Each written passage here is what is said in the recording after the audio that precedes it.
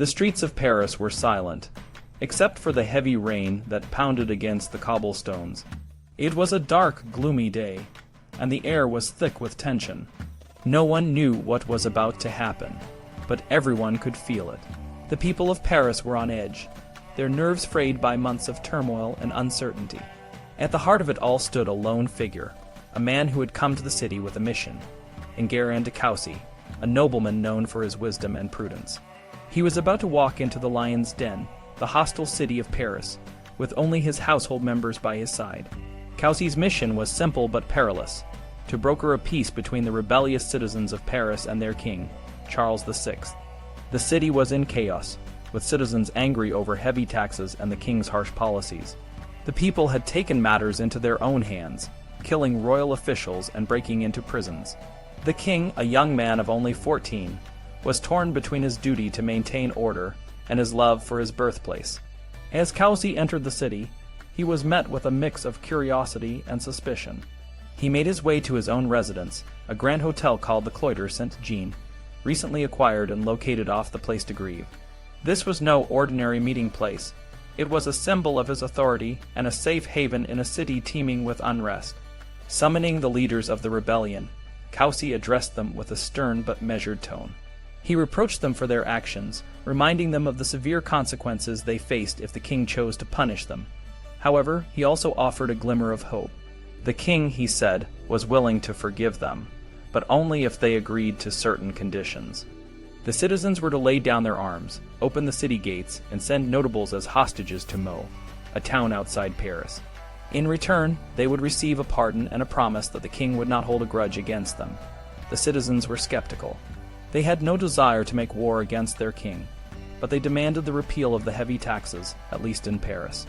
They were willing to assist the king in other ways, however, such as by paying a weekly sum to support his soldiers.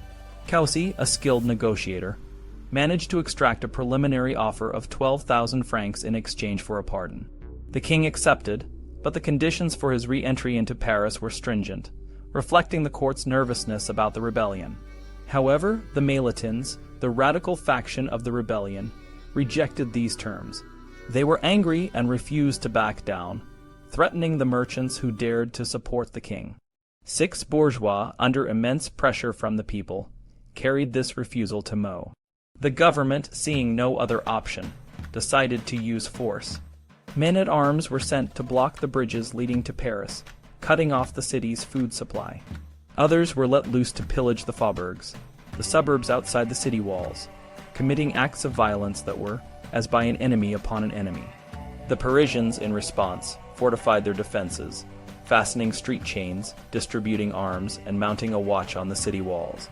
Despite the growing tension, moderate voices on both sides continued to push for a peaceful resolution. Coucy, along with Jean de Maers, a leading figure in the city, worked tirelessly to find a compromise. Their combined efforts eventually led to a new agreement.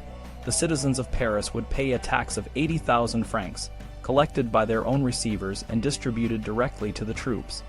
In exchange, they would receive a general pardon, and the king's written promise not to use this tax as a precedent for future levies.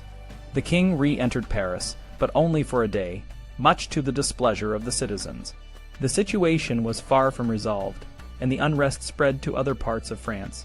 Rouen, a major city in Normandy, erupted into violence when tax collectors set up their tables in the cloth hall. The uprising was quickly suppressed, but the seeds of discontent had been sown. Southern France, too, was in turmoil, with bands of dispossessed peasants and vagabonds, known as the Tutchins, organizing guerrilla warfare against the established order. The Tutchins, a name that may have derived from their desperate state eating dogs in times of famine or hiding in the brush, were a testament to the widespread poverty and desperation.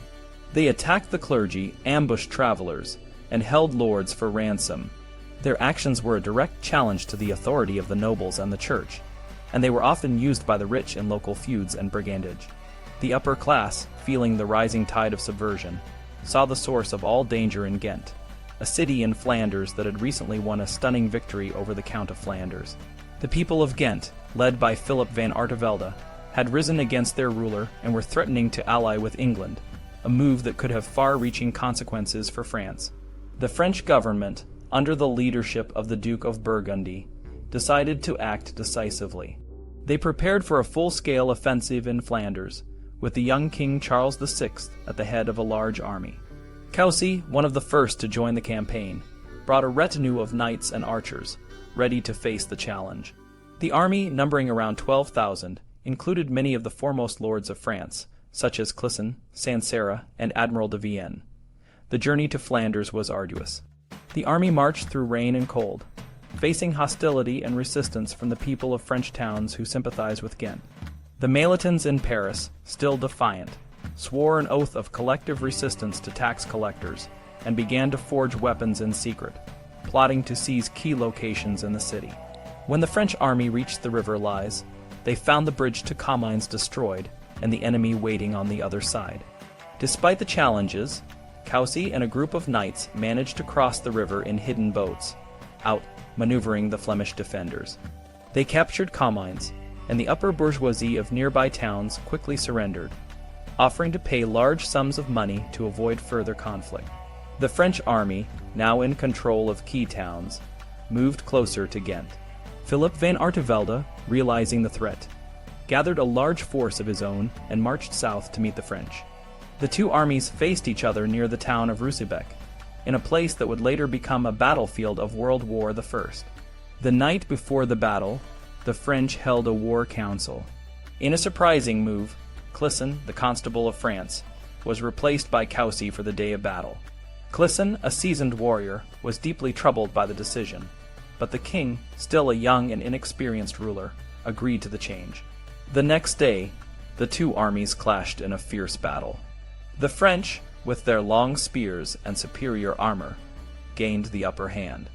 The Flemish, despite their numbers, were defeated, and their leaders, including Peter van den Bosch, were wounded and forced to retreat. The French army, now free to pillage and plunder, swept through the surrounding countryside, taking rich spoils and leaving destruction in their wake. The victory at Ruysbeek marked a turning point in the conflict. The people of Ghent, seeing the strength of the French, began to lose heart.